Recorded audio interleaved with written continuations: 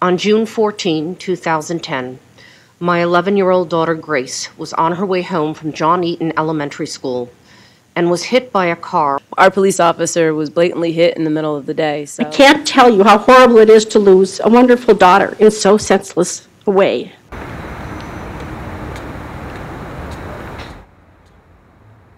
Good afternoon. I am Councilmember Phil Mendelson, an at-large member of the Council of the District of Columbia and chair of the Committee on Judiciary. The purpose of today's hearing is to hear testimony from the public on the issues of pedestrian and bicycle safety. The driver who struck my daughter and pushed her approximately 20 feet on the pavement ran the light and went through not one, but 2 crosswalks. Grace suffered numerous serious injuries, including extensive burns on her face, legs, and arms, a cut that required stitches to her forehead, the removal of glass fragments from her finger, a concussion, and a fractured pelvis. Do you know that in the District of Columbia, the fine for running a red light ranges $75 to $150? Do you know that the fine for hitting a pedestrian in the District of Columbia is $250? Despite our best efforts, in 2010, motorists hit 3 pedestrians and 1 bicyclist. Fortunately, none of these accidents were fatal. 1 pedestrian was a child who was struck in front of the Ann Beers Elementary School. The other 2 pedestrians were struck at the intersection of 32nd Street Southeast and Alabama Avenue Southeast. The bicyclist, who was the victim of a hit and run at the intersection of 38th and Alabama Avenue, was an on-duty police officer on bike patrol. I would like to know, are bikers allowed to ride on the streets without bicycle lanes? If so, why was money spent to section off designated bicycle lanes with a $750 million shortfall? They do not use hand signals to indicate their intention to turn, stop, or continue. They run lights designated for vehicular traffic. Do the bicyclists have insurance on the bicycle and their person? If not, why?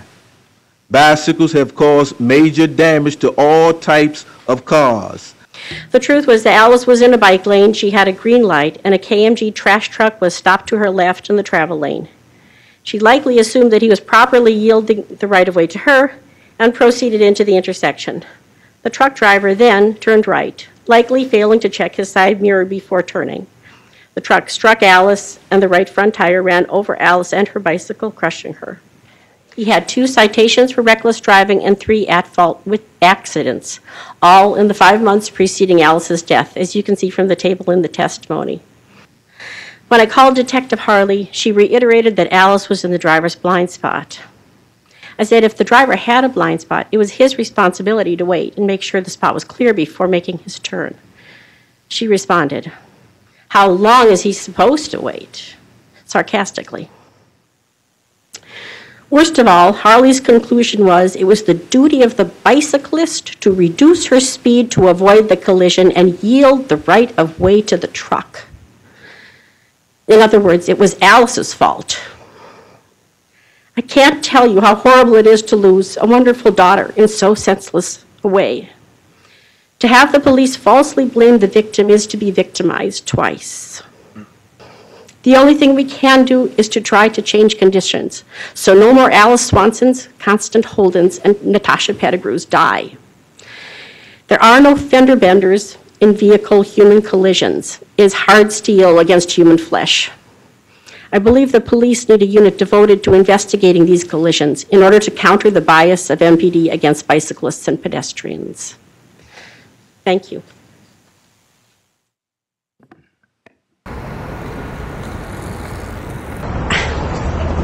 I wanted to tell it. I wanted to tell that story. So I've been keeping track of what's been going on in Washington in terms of bicycle and pedestrian safety, and it's terrible. It is just terrible. There was a struck in D.C. Twitter for a while, and I looked at it, and I counted up, and it was something like 6 pedestrians and bicycles hit per week in the short time that they ran it. That's just outrageous. And so many people have said if they're hit, and even if they call the police won't write a report. And so not only do the police blame the bicyclists, but they also underreport the number of incidents. People have to be safe on the street.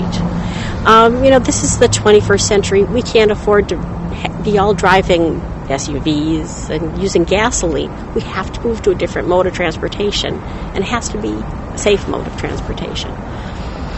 So bicycling is potentially safe. It's safe in other countries.